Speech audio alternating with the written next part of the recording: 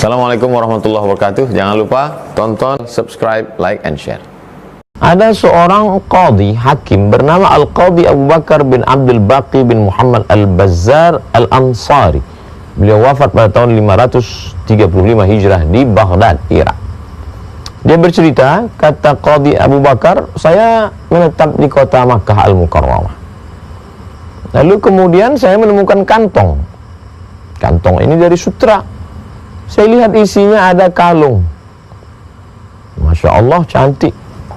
Rantai mutiara. Lalu saya keluar, membawa kain sutra itu. Lalu saya dengar ada orang tua yang membuat pengumuman. Siapa yang menemukan kain sutra, di dalamnya ada mutiara, nanti akan diganti dengan 500 dinar. Besar sekali. Dinar uang emas, satu keping 4,25 gram emas, lebih kurang 2,5 juta sekarang, satu keping. Dia akan ganti 500 keping. Masya Allah. Pada saat itu aku sangat lapar, kata Abu Bakar, karena tidak ada uang. Maka aku katakan, benarkah engkau kehilangan wahai Tuan? Iya. Bagaimana sifat-sifat ciri-ciri benda yang hilang? Dia bersampulkan kain sutra, isinya ada mutiara yang indah. Akhirnya setelah itu aku pun memberikan rantai mutiara itu, dan dia memberikan uang. Aku menolaknya, kata Al-Qadhi Abu Bakar. Tapi karena dia memaksa, akhirnya aku terima. Kemudian saya pun pergi dari kota Makkah Al-Mukarramah, naik perahu. Malang tak dapat ditolak, untung tak dapat diraih. Tiba-tiba datang pukulan angin kencang di tengah laut, berombang-ambing, tenggelam, akhirnya dipukul ombak, diempas gelombang kian kemari. Hanya berpegang kepada satu kayu papan pecahan dari kapal saja. Dan akhirnya Al-Qadhi Abu Bakar terdampar di sebuah pulau. Di pulau itu aku mencari, yang pertama aku cari masjid, kata Qadhi Abu Bakar. Lalu kemudian sampai dalam masjid aku pun membaca Al-Quran. Setelah mengetahui aku pandai membaca Quran, mereka datang, ajarkanlah kepada kami Al-Quran. Lalu aku mengajarkan Quran kepada mereka. Kemudian mereka mulai bertanya, kau pandai menulis? Ya, kata Qadhi Abu Bakar, aku pandai menulis. Lalu anak-anak mereka belajar menulis. Setelah itu penduduk kampung berkata, kami ada seorang anak perempuan, bapaknya meninggal, kami ingin menikahkannya denganmu. Aku tidak mau. Qadhi Abu Bakar tidak ingin menerima permintaan mereka, tapi karena mendesak, maka Qadhi Abu Bakar akhirnya menerima.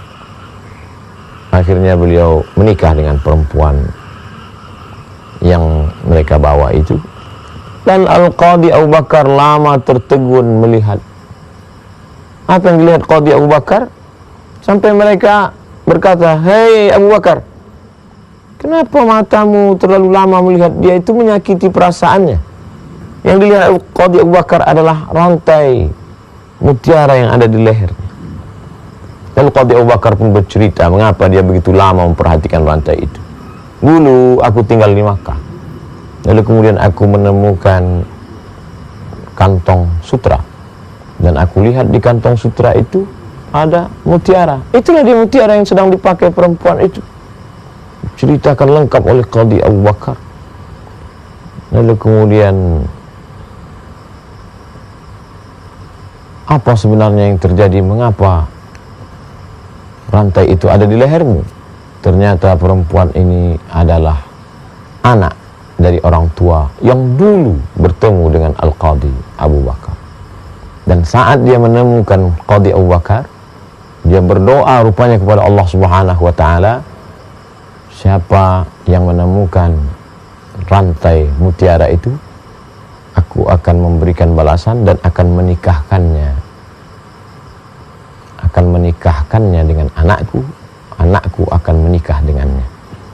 Maka begitulah Allah Ta'ala mempertemukan orang-orang baik. Lalu kemudian apa yang terjadi? Aku pun menikah. Kemudian ajal tiba, istriku itu meninggal dunia. Dan kemudian diwariskan harta itu kepada anakku. Aku mendapat, tapi anakku jatuh harta itu kepada anak. dan rupanya ajal berkata lain, anak lebih dulu meninggal.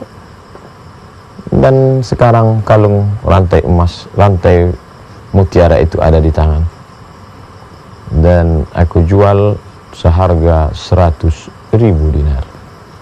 Begitulah Allah Subhanahu wa taala menyampaikan niat baik.